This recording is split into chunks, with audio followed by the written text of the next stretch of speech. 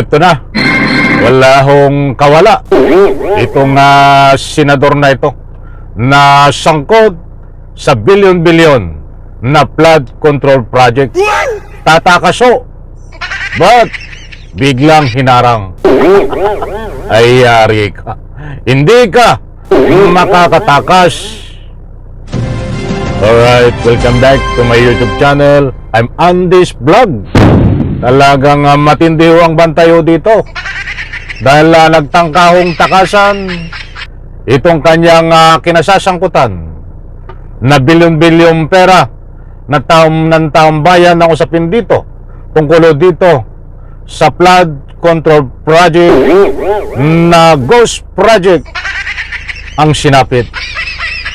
Biglang tatakaso, subalit hindi yun nakalusot, biglang hinarang. Paano ka pa makakalusot? Sa like ko sa video na ito kung nagustuhan nyo po. Sabay-sabay po nating i-like ang video na ito. Sa lahat ng hindi pa nakasubscribe dito sa aking YouTube channel, please subscribe. Pwede rin po kayo mag-share ng video na ito. Mga kaibigan, kilalanin po natin ito. Ibabahagi ko po sa inyo itong mga senador na ito na talagang gustong lusutan ang kakaharapin po nila na kaso sa pamamagitan po ng pagtakas. Mga kaibigan, bibigyan po natin ng linaw. Mas mabuti pa ho ay bahagi ko po sa inyo na mismo pagbatayan natin itong mainit-init pa na balita na ito para nang sa ganon lubos nyo pong maunawaan. Ito po, shout out po sa lahat. Kumusta po kayo? Happy Sunday. Pagpalain po tayo. Ito, nako, matindi ito.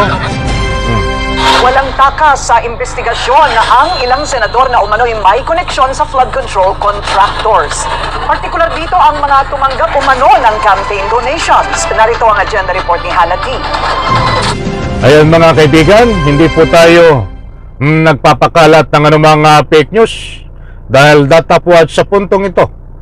Entrada pa lang nang ibinahagi ko po sa inyo ayon sa balita na ito.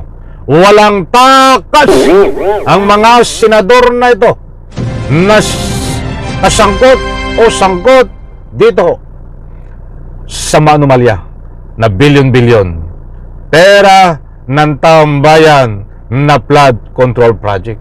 Ibig sabihin, kaunting paglilinaw mga kaibigan. Ibig sabihin ito, kapag tuluyan ng tumakas at natakasan ang kanilang kinasasangkutan, ay gano'n na lang, biglang maglaho din ang bilyon-bilyon na pera na kanilang nakulimbat. Dala-dala nila ang pera na kanilang kinulimbat. O ililinawin ko lang po. Hindi po yung nadala sa bag. Ibig sabihin dala. Magiging mapupunta na lang sa wala ang kaso. Ibig kong sabihin, nadala ang nakulimbat nila ng pera ng taong bayan. Mga kaibigan, patapusin po natin ito. Patindi ho itong ibabahagi ko po sa inyo. Eto. Sureball na tatalakayin ng Senado ang koneksyon ng ilang senador sa contractors ng flood control projects. Yan ang pagtitiyak ni Senate Minority Leader Tito Soto. Sa kabila kasi ng pagiging present ng top 15 firms sa nakaraang Blue Ribbon Committee hearing, tila obvious na hindi sila tinanong tungkol sa koneksyon sa mga senador. Assurance ni Soto, posibleng upuan ito ng Senate Committee on Electoral Reforms. Ayun mga kaibigan, maraming salamat muna. Billionaire News Channel, ipahintulot ho ang paggamit ng inyong video clips. Suportahan po natin ito. Billionaire News Channel, maasahan po ito na nagbibigay po sa atin na may init na balita.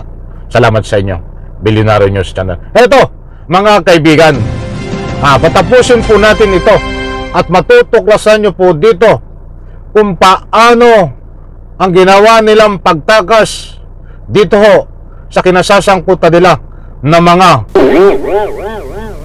flood control project na naging ghost. Mga kaibigan, ilang senador ho ito ang nakapaloob? 3 ho. Ilan sa mga kontratista naging campaign donor nila sa eleksyon. Oras na na nagtawag ng electoral reports because based on the bill. Sino ba ngayon? Ando doon ng COMELEC. Oo. Hindi maring yan doon ng COMELEC. Hindi maring may magtanong yan. Oo, yeah. Pangalawa, pag hindi man nagkaroon, magkakaroon tayo pagdating ng budget ng COMELEC. Base sa partial list ng PCIJ o Philippine Center for Investigative Journalism, 3 senador ang may koneksyon sa mga kontratista.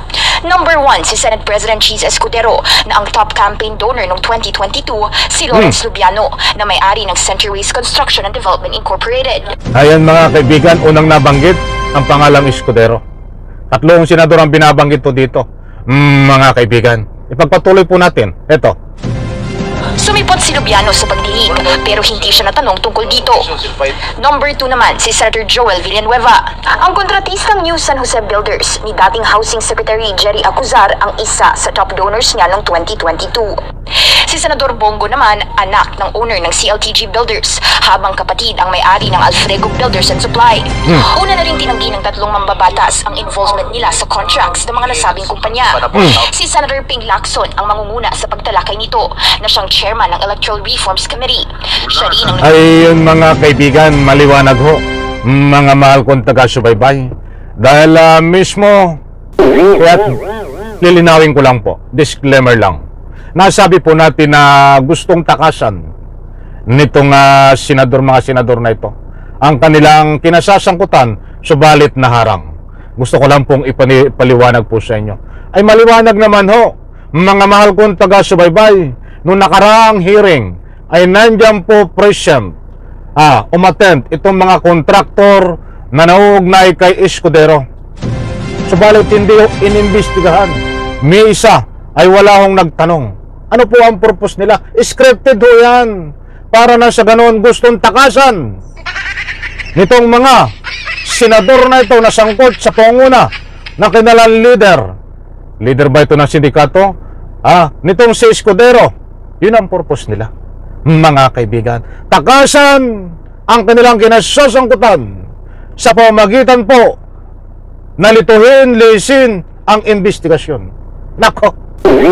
Pag nagkaroon at nangyari yan, sa kanilang pagtakas na yan, ay dala ang maraming pera ng bilyon-bilyon, mga kaibigan. Kasi pag hindi na imbestigahan, walang kaso. Nasaan ang pera na bilyon-bilyon? Nasa kanila na ho, nasa kanilang bulsa. Ganun na lang ba yun? Yun ho, ang gusto nating ipunto. But ngayon ho, nasabi natin na hinarang. Sino ang nagharang? Inaharang din ho ito ng taong bayan dahil marami ho nagreklamo na dapat ito ay imbestigahan talaga. Hindi lang ho taong bayan, mismo ang kanilang mga kapwa senador ang nagharang na din para sila ay hindi ho makatakas sa investigasyon. Ano ang gagawin ho? Nagbigay ho ng kaukulang plano ito si Senador Tito Soto na ang mamamahala ho sa investigasyon ay itong si Lacson.